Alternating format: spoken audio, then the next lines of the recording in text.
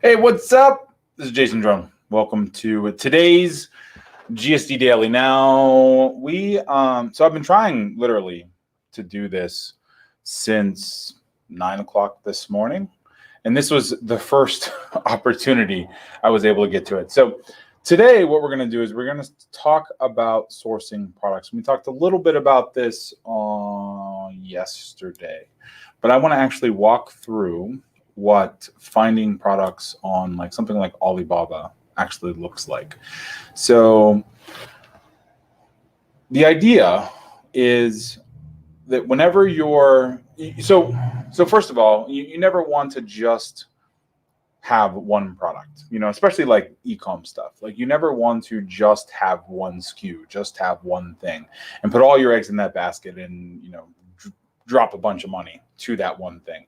You want to have multiple things. So what we have all of our new kind of startup e-com store folks do is have 10. So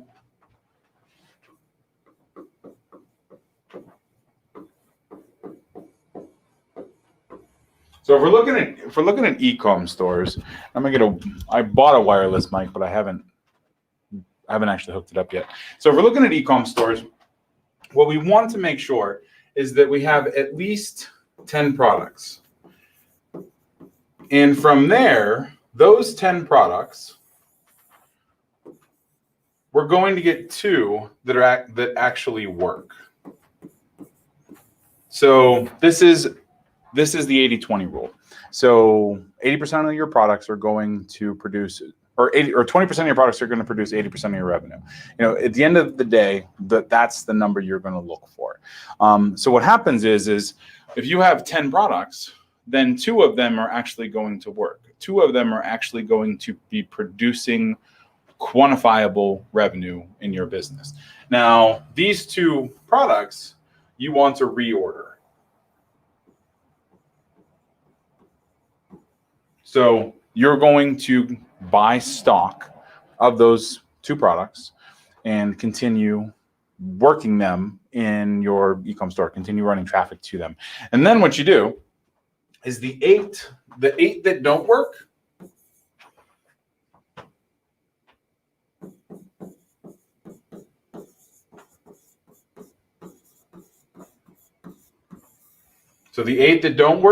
you just want to kill. So just throw those guys out.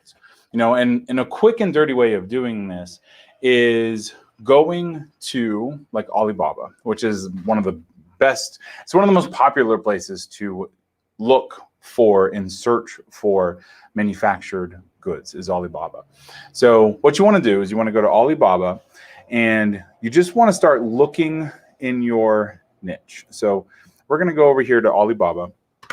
And what we're going to do is let's say that we are going to start selling selling fitness gear. So we're going to just start with a very general search, fitness equipment. Now, I can guarantee that there's going to be just an absolute ton of stuff that pops up, and some of it is going to be great in terms of selling online, in terms of shipping. Now, just kind of looking down through these listings, we have a gym strength training pin load selection machine, whatever, and minimum order is 1 set, and it's between $200 and $1,000 per set. So shipping this thing is going to be an absolute monster. The shipping is going to be crazy on it, freight, like the whole deal. So importing that thing is going to be a pain, Now, on the reverse side of that, we have this fitness equipment here, this resistance band set. And one of the reasons why you go to Amazon and you just type in resistance bands and you see a million people selling resistance bands is because, first of all, they are $3 to $4 per set for a minimum order. And far, far, far, far cheaper when you buy 100 or 1,000 of these things. They're super light to ship. So there's next to zero packaging, super cheap to ship, and from a premium pricing standpoint, they're I mean, you can get quite a bit of money in exchange. The cost of goods is so small compared to what you can get for it. So, and again, you have, some big ass fans, you have, these adjustable dumbbell sets. So there's lots and lots of things in the fitness space that you can sell. Now, here's another example of a good low price, cheaply shipped item. One of these yoga balls, or one of these things, so nice offers to get started with. You don't need to go start selling this hammer strength bench press, to kind of get started. So then what you do is that starts your search. And then you want to just keep refining it. So let's say we wanted to sell fitness equipment sled. So this is a Prowler training, a fitness sled. So, and there's a couple different versions. So we have this one that you can put a dumbbell or a plate in the middle of. We have this guy, which, you can put a plate in the middle of. It's just kind of shaped a little bit differently. So these sleds, I mean, they're not too bad. I mean, $30 to $80, a 20 set minimum. You put that thing on Amazon, you put it on your website, and then you can start selling it. Now, here's the trick. So if you want to start importing from Amazon, you want to contact the supplier, or you want to chat now. So chat now, typically, we'll chat pretty quick. But so you contact the supplier and you ask them for samples. So you say, I would like to start selling this sled. I would like a couple samples shipped over, and so I can test. So I can just check quality and manufacturing and all that other stuff. And they are going to say yes, usually. So they say yes, they're going to charge you an abnormally huge amount of shipping money. So 2 sleds might be $100, might be $150, so they're going to send you those goods over. It's going to come DHL or whatever. And what you do then is you put it together, you take some pictures, and then you turn around and start selling it. So you start selling your samples.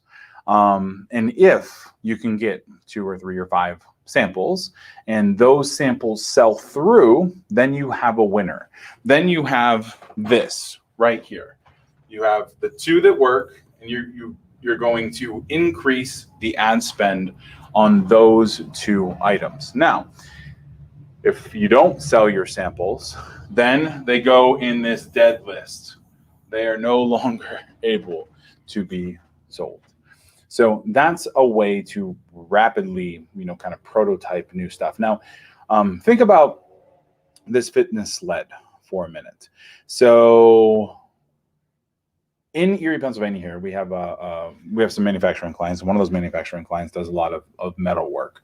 So it doesn't make sense. Like, let's say I wanted to start selling this sled.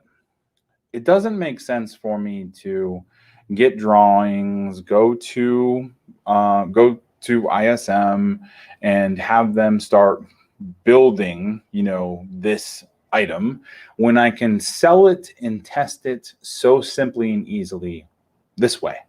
So like if I wanted to start selling the sled or anything metal, what I would do is I would go find a way to get my hands on like 5 of them, throw them up on a website, and then then we can see how fast we actually sell through that stuff. If we sell through it fast, awesome.